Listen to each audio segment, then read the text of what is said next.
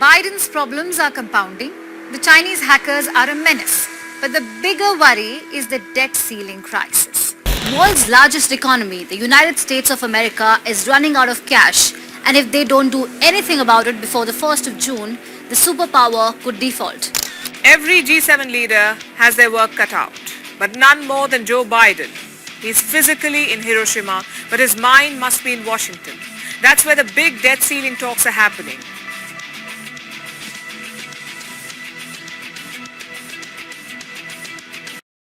America का पैसा खत्म होने वाला था।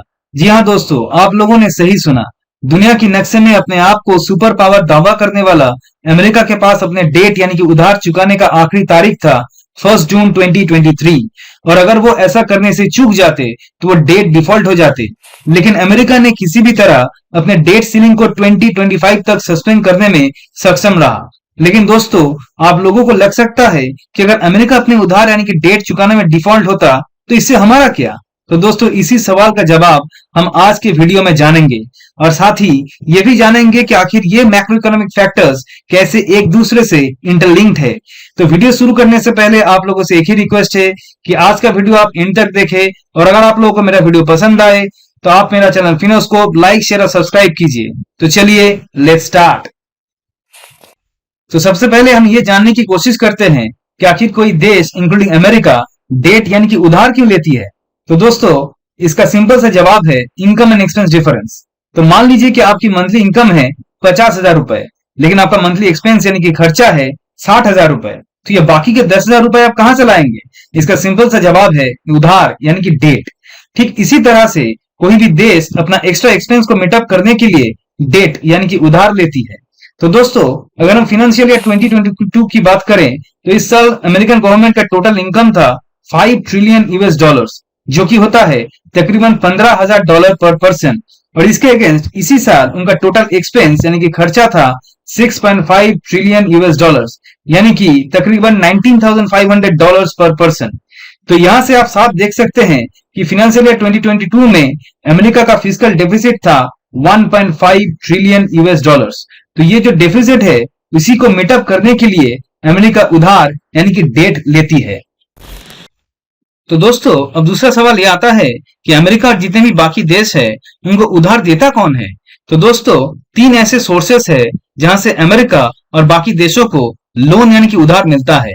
सबसे पहला सोर्स है इंटरनेशनल फाइनेंशियल इंस्टीट्यूशन जैसे कि IMF यानी कि international monetary fund, world bank etcetera. दूसरा सोर्स है कोई भी कॉमर्शियल बैंक या फिर किसी भी दूसरे देश से बायलैटरल लोन। और तीसरा सोर्स है थ्रू बॉन्ड्स। तो मान के चलिए कि अमेरिकन गवर्नमेंट ने $2 ट्रिलियन को मार्केट से उठाने के लिए बॉन्ड्स इशू किए और हर एक बॉन्ड की कीमत रखा गया $1 मिलियन। तो इसका मतलब है कि US government all together 2 million bonds issue करेगी।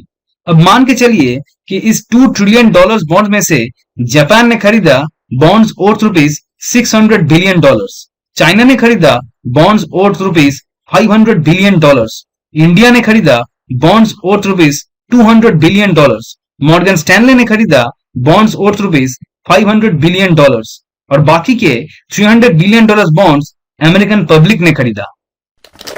तो इन बॉन्ड्स के बदले इन लोगों को क्या मिलेगा। तो इन सभी को मिलेगा इंटरेस्ट। तो मान के चलिए इन सारे बॉन्ड्स का इंटरेस्ट रेट है 2.5%। तो अमेरिकन गवर्नमेंट को हर साल $50 बिलियन एज इंटरेस्ट देना पड़ेगा। लेकिन अब सवाल यह आता है कि आखिर क्यों ये सब लोग अमेरिकन बॉन्ड्स में इन्वेस्ट करते हैं।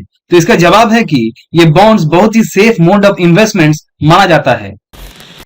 अब यहाँ पर एक नया सवाल हमारे दिमाग में आता है कि आखिर क्यों इस डेट सीलिंग को इंट्रोड्यूस किया गया था। आप लोगों को लग रहा होगा कि वो अमेरिका है, वो जितना चाहे डेट यानी कि उधार ले सकता है। लेकिन दोस्तों, इकोनॉमिक्स ऐसे नहीं चलता है, क्योंकि दोस्तों आप जितना ज्यादा डेट यानी कि उधार लेंगे आपके डिफॉल्ट होने के रिस्क भी उतना ज्यादा होता है।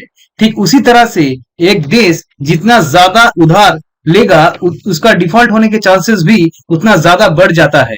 तो इसी चीज के ऊपर रोक लगाने के लिए डेट सीलिंग को इंट्रोड्यूस किया गया था। तो आसान भाषा में डेट सीलिंग वो लिमिट है जिसके ऊपर अमेरिका डेट या उधार नहीं ले सकता है। ये डेट सीलिंग का कॉन्सेप्ट नया नहीं है, इसको इंट्रोड्यूस किया गया था वर्ल्ड वॉर 1 के टाइम पे और तब से लेकर आज तक इसे 78 टाइम्स इंक्रीज किया गया है।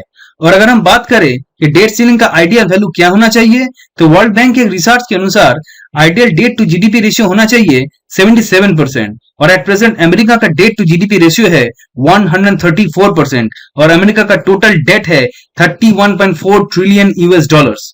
और अमेरिका का ये जो डेट टू जीडीपी रेशियो है, ये टाइम फ्रेम के साथ कैसे चेंज हुआ है, ये आप इस ग्राफ की मदद से समझ सकते हैं। 1914 में अमेरिका का डेट टू जीडीपी रेशियो था 3.5%, जो 1918 में वर्ल्ड वॉर 1 की वजह से हो गया 30.2%। ठीक उसी तरह से ग्रेट डिप्रेशन और वर्ल्ड वॉर 2 के टाइम पे ये वैल्यू चल गया था 38.6% और 103.9% तक। हालांकि बीच में ये वैल्यू थोड़ा कम हुआ था, लेकिन कोविड के टाइम पे ये फिर से बढ़कर हो गया 98.2%, और आज के डेट में अमेरिका का डेट टू जीडीपी रेशियो है 134%।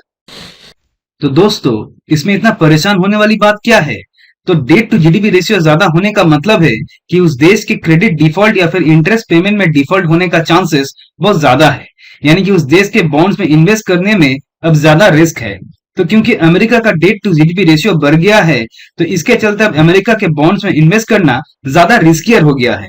तो अब अमेरिका को बॉन्ड्स के जरिए पैसा रेज करने के लिए उन बॉन्ड्स पर ज्यादा इंटरेस्ट पेमेंट करना पड़ेगा। तो मान के चलिए पहले जिस बॉन्ड पर अमेरिका को 2.5% का इंटरेस्ट देना पड़ रहा था, अब उसी बॉन्ड के ऊपर उसे 4% का इंटरेस्ट देना पड़ेगा। यानी कि अब अमेरिका को उसी $2 ट्रिलियन के बॉन्ड के ऊपर $80 बिलियन का इंटरेस्ट देना पड़ेगा, यानी कि पहले के मुकाबले $30 बिलियन एक्स्ट्रा। ये $30 बिलियन अमेरिका अपने इंफ्रास्ट्रक्चर, एजुकेशन, मेडिकल फैसिलिटीज के ऊपर खर्चा कर सकता था, जो कि अब उसे एक्स्ट्रा इंटरेस्ट के खाते में देना पड़ेगा। उसी के साथ यूएसए का बॉन्ड ज्यादा रिस्की हो जाने की वजह से अब उन बॉन्ड्स का रेटिंग्स भी गिर जाएगा। जैसे कि आप लोग जानते हैं कि बॉन्ड्स को अपने रिस्क फैक्टर के हिसाब से रेटिंग्स दिए जाते हैं। जैसे कि AAA रेटेड बॉन्ड्स का मतलब है बहुत ही सेफ और सिक्योर इन्वेस्टमेंट, और CCC या D का मतलब है कि उस बॉन्ड्स के डिफॉल्ट होने के चांसेस बहुत ज्यादा है, यानी कि उसमें इन्वेस्ट करना सेफ नहीं है।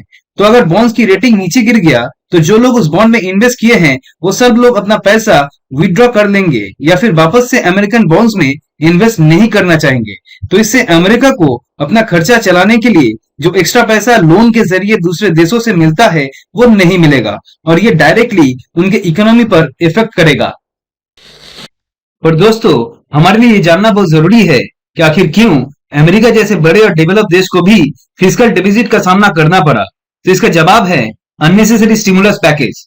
कोविड के बाद प्रेसिडेंट जो बाइडेन ने $1.9 ट्रिलियन का स्टिमुलस पैकेज डिक्लेयर किया ताकि यूएसए के लोगों को शॉर्ट टर्म में रिलीफ मिल सके।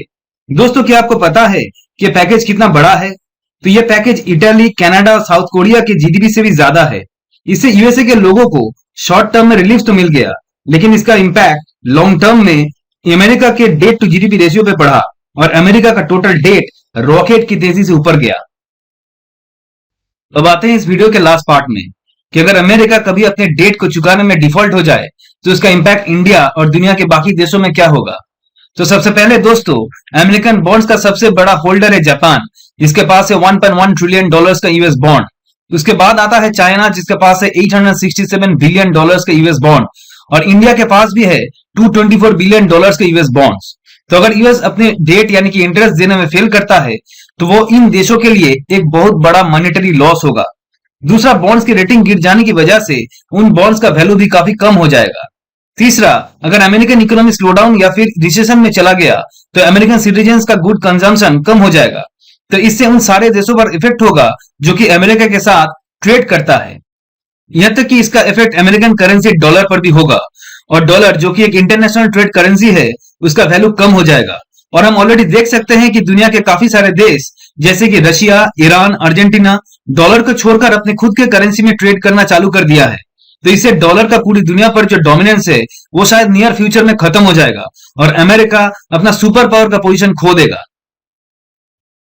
तो आज के लिए बस इतना ही। उम्मीद करता हूं कि आज का वीडियो आप लोगों को पसंद आया होगा, और अगर आप लोगों को मेरा वीडियो पसंद आए तो आप लोग मेरा चैनल फिनोस्कोप लाइक, शेयर और सब्सक्राइब कीजिए।